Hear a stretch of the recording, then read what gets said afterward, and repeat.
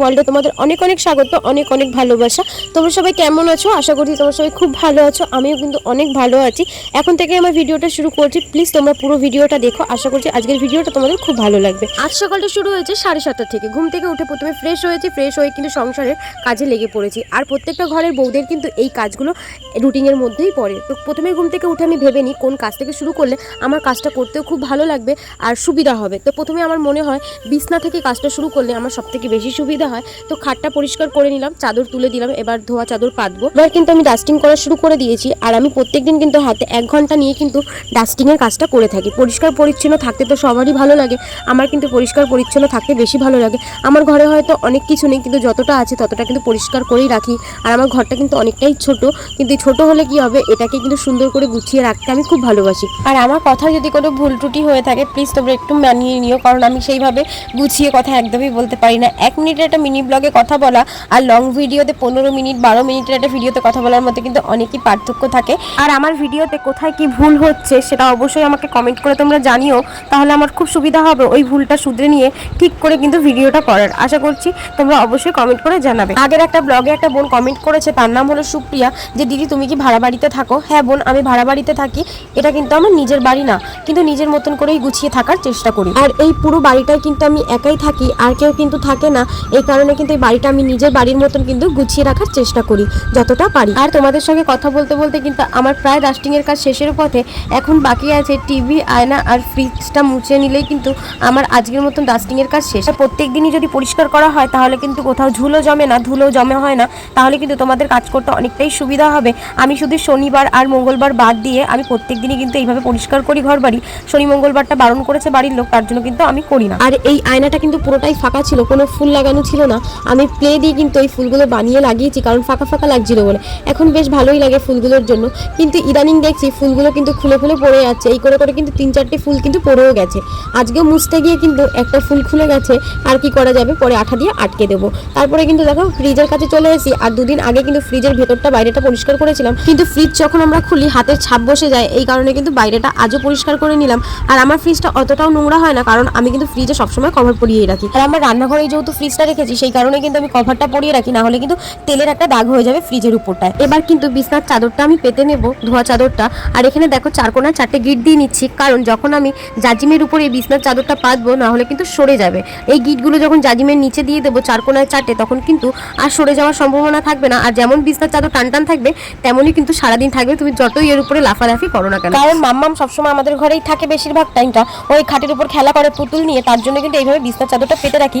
তাহলে যতই খেলা করুক না কেন, বিছনার চাদর কিন্তু টানটানই থাকবে। তো বিছনার চাদরটা আমার পাতা হয়ে গেছে। আর এখানে দেখো এবার আমি ভালো করে বিছনাটা গুছিয়ে নেবো। এখন এত গরম পড়ে গেছে, তাও ব্ল্যাঙ্কেট কিন্তু আমার বিছনায় থাকে, কারণ একটাই আমার ব্ল্যাঙ্কেট রাখার মতন কোনো জায়গা নেই। এই কারণে পায়ের কাছে ভাঁজ করে আমি ব্ল্যাঙ্কেটগুলো রেখে দিই।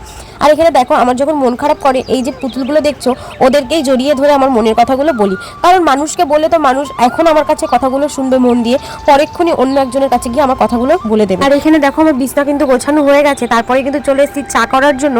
বর্মশাই অনেকক্ষণ হলো ঘুম থেকে উঠে পড়েছে। উঠেই কিন্তু ও স্নান করে গোপাল সোনাকে ঘুম থেকে তুলে দিয়েছে। আমার কিন্তু ঘর ঝাড় দেওয়া, ঘর মোছা সবই হয়ে গেছে।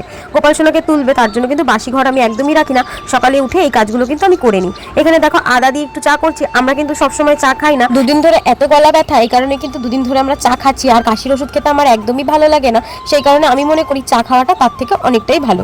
তো বিস্কুট ছিল না, বিস্কুটটা কৌটোতে ঢেলে দিলাম নতুন প্যাকেট দিয়ে নিয়ে। আর এখানে দেখো আমার চাটাও কিন্তু হয়ে গেছে। আজ কিন্তু আমার অনেক কাজ করা বাকি আছে, এই কারণে কিন্তু সকালের জলখাবারটা একদমই হালকা রেখেছিলাম। আর সকালে যখন কাজ করা শুরু করেছিলাম তখন কিন্তু আমি থাইরয়েডের ওষুধটা খেয়ে নিয়েছিলাম। 1 ঘন্টা আগে আমি থাইরয়েডের ওষুধ খাই, তারপরে কিন্তু কিছু খেয়ে নিই। তো আজ শুধু চা আর বিস্কুট দিয়ে কিন্তু জলখাবারটা কমপ্লিট করেছি। তারপরে কিন্তু চলে এসেছি বাসন ধোয়ার জন্য। আর এখানে দেখো কত বাসন, সব কিন্তু মাজতে হবে, আর হাতে বেশি সময় নেই। আজ কিন্তু দেখো কড়াইটা এত দাগ হয়ে গেছে। লুচি ভেজেছিলাম পরপর 2 দিন, এই কড়াইতে তেল ছিল বলে পরের দিনও এই কড়াইতেই কিন্তু আমি লুচিটা ভেজেছিলাম। এই কারণে কিন্তু তেলের একটা বাজে দাগ হয়ে গেছে। একটা সময় হাতে সময় নিয়ে এই কড়াইটা কিন্তু ভালো করে আমি মেজে নেবো। আপাতত চলার মতন কিন্তু কড়াইটা আমি মেজে নিয়েছি। তো বাসনটা মাজার পরে কিন্তু আমাকে রান্না করতে হবে, কারণ বড়মশাই কিন্তু খেয়ে অফিস যাবে। আর ওর আজ একটু কাজ আছে, সেই কারণে কিন্তু ও বললো যে আমি অফিস লেট করেই যাব, তাহলে একবারে দুপুরে খাবারটা খেয়েই যাব। আমি বললাম আচ্ছা ঠিক আছে, তাহলে আমারও সুবিধা হবে, কোনো টিফিন দেওয়ার ঝামেলাই থাকবে না। এই বাইরে না গরমকালে কাজ করতে আমার একদমই ভালো লাগে না, কারণ এইখানে পুরো টানা রোদটা আমার মাথায় লাগে, আমার প্রচণ্ড কষ্ট হয় রোদে কাজ করতে। তো বাইরে কাজ বলতে আমার বাসন মাজা আর জামা কাপড় কাচা, আর এই কল থেকে জল নিয়ে আমাকে বাথরুমে ঢালতে হয়, না হলে বাথরুমে কিন্তু কোনো কলের ব্যবস্থা নেই। বাথরুমে 2-3টে বালতি আছে, সেটাই কিন্তু আমি এখান থেকে জল টেনে টেনে নিয়ে ভর্তি করে রাখি, ওটাই কিন্তু আমার জল, কারণ আমার বাইরে জল ছাড়া কোনো ভেতরে জলের ব্যবস্থা নেই।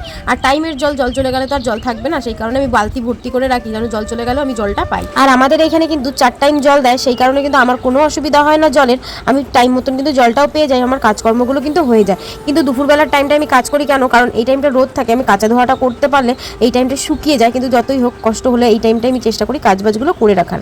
আর এখানে দেখো তোমাদের সঙ্গে কথা বলতে বলতে অনেক জামাকাপড় কিন্তু আমার কাঁচা হয়ে গেছে, আর এখনও কিছুটা বাকি আছে। আর আজ বিছনার চাদর তুলেছিলাম, সেটাও ভাবলাম একবারেই কেচে দিই, কিন্তু বড়মশাই বলেছিল বিছনার চাদরটা তুমি কাল কেচো আর জামাকাপড়গুলো আজ কেচে নাও, কিন্তু আমি ভাবলাম না একবারেই করিনি, কেন এই সময়টা না বৃষ্টির কোনো ঠিক ঠিকানা নেই, আজ বৃষ্টি হচ্ছে কাল রোদ্দুর হচ্ছে, যদি কাল বৃষ্টি হয় সে কারণে একবারে কিন্তু আমি কেচে নিলাম। আর এখানে বড়মশাইকে বলছি আর দেখাচ্ছি, দেখো আমার বালতিটাও ফেটে গেছে আর গামলাটাও ফেটে গেছে। আর ওকে আমি বললাম একটা বালতি একটা গামলা কিন্তু এবার কিনতেই হবে, না হলে কিন্তু বাইরে জল ভরার মতন কিছুই আমার নেই।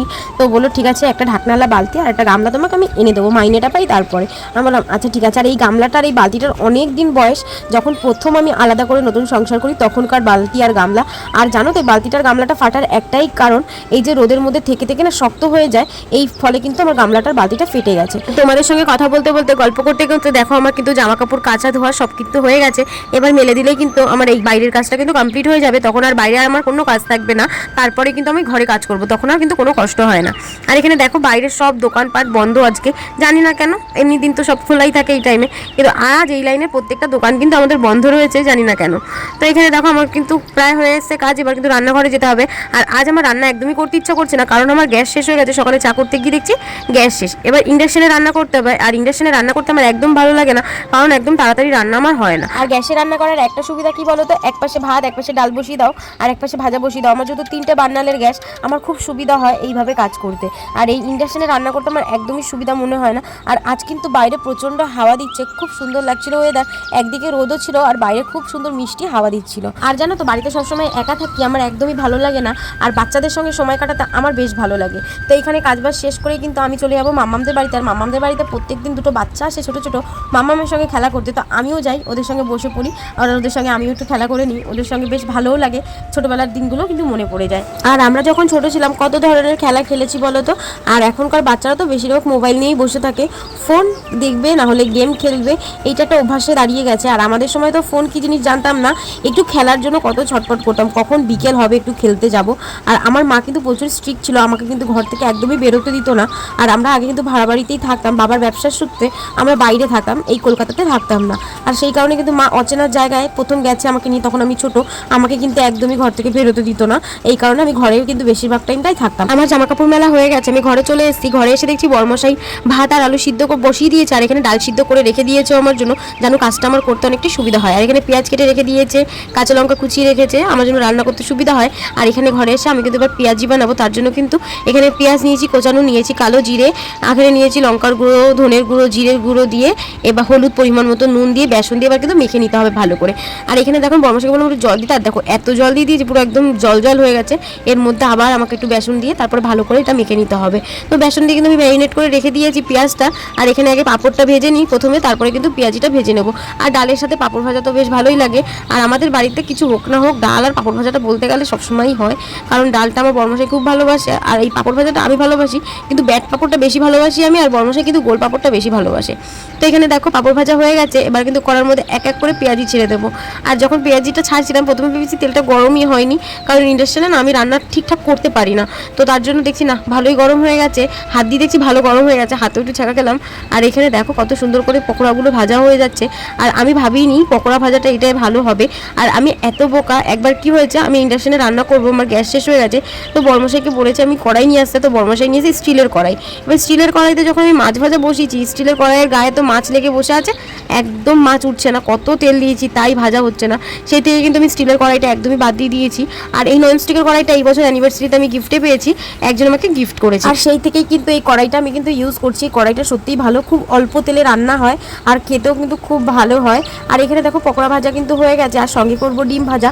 আর আজ দুপুরে একদমই সিম্পল খাবার রান্না করেছি, ডাল আলু সিদ্ধ মাখা করব, আর করেছি পাঁপড় ভাজা পেঁয়াজি আর এই যে ডিমের অমলেট। ব্যাস এই দিয়েই কিন্তু দুপুরবেলার খাবারটা কিন্তু কমপ্লিট করবো। আর রাতে রান্না যা হবে সেটা রাতেই ভাবা যাবে। বর্মশাই বলছে না রাতে দেখি বাইরে থেকে কিছু আনা যায় কিনা। তো আমি বললাম আচ্ছা ঠিক আছে, তাহলে রাতে রান্নার কোনো চিন্তা থাকবে না। আরও জানে ইন্ডাকশনে রান্না করতে আমি একদম ভালোবাসি না। রান্না হয়ে গেছে, বর্মশাই খেয়ে কিন্তু অফিসে চলে গেছে। এখানে কিন্তু আবার ইন্ডাকশনটা পরিষ্কার করে নেবো কলিং দিয়ে, তারপরে কিন্তু আমিও স্নান করতে চলে যাব। তো ইন্ডাকশনটা মুছে কিন্তু আমি স্নান করেও চলে এসেছি। এখানে দেখো আমার স্নানটাও হয়ে গেছে। এখানে এসে কিন্তু মুখটাও মুছে নিয়েছি। তারপরে কিন্তু আমি টোনার হিসাবে একটা গোলাপ জল ইউজ করি, আর এটা হচ্ছে অ্যাপেলোর একটা গোলাপ জল, খুব ভালো। আমি দুটো একসঙ্গে নিয়েছিলাম, একটা শেষ হয়ে গেছে আর এটা একদম শেষের পথে, অল্পই আছে। আর এখানে ইউজ করবো একটা সানস্ক্রিম। আমি গরমকালে ময়শ্চারাইজারটা ইউজ করি না, শীতকালে ময়শ্চারাইজার ইউজ করি, আর গরমকালে বেশিরভাগ সানস্ক্রিমই ইউজ করি। আর শীতকালে ময়শ্চারাইজার সানস্ক্রিম দুটোই ইউজ করি।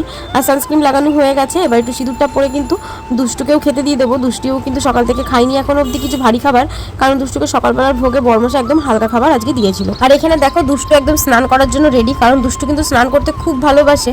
এখানে বাথটাবে বসিয়ে 3টে হাঁস ছেড়ে দিয়েছি, আর দুষ্টু কিন্তু স্নান করছিল আর খুব মজা করছিল।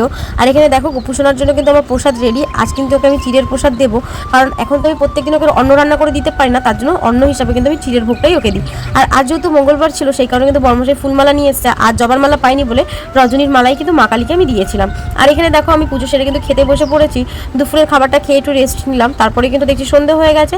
সন্ধ্যেবেলা দুষ্টুকে কিন্তু খেতে দিয়ে দিয়েছি। তারপরেই দেখছি বর্মশাই অফিস থেকে বাড়িতে চলে এসছে, আর ও আসার সময় আমার জন্য নিয়ে এসে প্রসাদ, কারণ ওর বন্ধুরা কোথাও পুজো করেছিল তো ওকে একটু প্রসাদ দিয়েছিল, সেই প্রসাদটাও বাড়িতে নিয়ে এসছে। কারণ ও যাই হোক প্রসাদ দিক যেই খাবারই দিক ও আমার জন্য আগে বাড়িতে নিয়ে আসে, তারপরে আমরা দুজন মিলেই খাই। এই জিনিসটা কিন্তু ওর খুব ভালো অভ্যাস একটা বলতে পারি, কারণ ও আমাকে ছাড়া কিছুই খায় না, যাই হোক আমার জন্য নিয়ে আসে। আর এখানে কিন্তু আমরা যখন রাত্রে 10:30 মতন বাজে তখন কিন্তু চলে এসেছি একটু বাজারে। আর প্রায় বাইরের দোকানপাট অনেকটাই বন্ধ হয়ে গেছে, কারণ রাতের খাবারটাও নিতে হবে। আর দুষ্টুর খাবারটা শেষ হয়ে গেছে, দুষ্টুকে একবার রাতের সেবা দিয়ে শয়ন দিয়ে আমরা বাড়ির দিয়ে বেরিয়েছি, সেই কারণে একটু লেট করেই বেরিয়েছিলাম। এখানে দেখো দুষ্টুর জন্য খাবার নেওয়া হয়ে গেছে, এগুলো কিন্তু দুষ্টুর খাবার। এগুলো নেওয়ার পরে কিন্তু চলে এসেছি এই বাসনের দোকানে। আর এই বাসনের দোকানটার সাথে আমার খুব ভালো সম্পর্ক, কারণ আমার প্রথম সংসারের জিনিস কিন্তু এই দোকান থেকে, হাঁড়ি থেকে শুরু করে একদম এখন অবধি সংসারে যা আছে সব এই দোকান থেকেই নেওয়া। তো আমি কি নিয়েছি সেটা তো বাড়িতে গিয়ে তোমাদেরকে দেখাবো। আর এখান থেকে কিন্তু কাকার দোকান থেকে নিয়েছি রুটি আর তরকা, কারণ আমাকে বলেছিল বিরিয়ানি নেবে, কিন্তু আমি বললাম না, বিরিয়ানি আগের দিনই খেয়েছি, আজ আর বিরিয়ানি খাবো না। তো দুষ্টুর খাবারগুলো কিন্তু এসে ভালো করে কৌটোর মধ্যে গুছিয়ে দিচ্ছি, নাহলে পিঁপড়ে ধরে যাবে। এই কৌটোটার মধ্যে গুছিয়ে রেখে দিলাম। আর এখানে দেখো দুষ্টুর জন্য একটা ডেকচি আর একটা নিয়েছি ঢাকনার একটা হাতা, এর মধ্যে করে দুষ্টুকে এরপর থেকে কিন্তু আমি পায়েস করে খাওয়াবো। আজকের ভিডিওটা কিন্তু রাতের খাবারটা খেতে খেতেই শেষ করবো। আজ তবে আসি, দেখা হবে কাল। আজকের ভিডিও ভালো লেগে থাকলে like comment share and subscribe করে দিও। টাটা সবাইকে।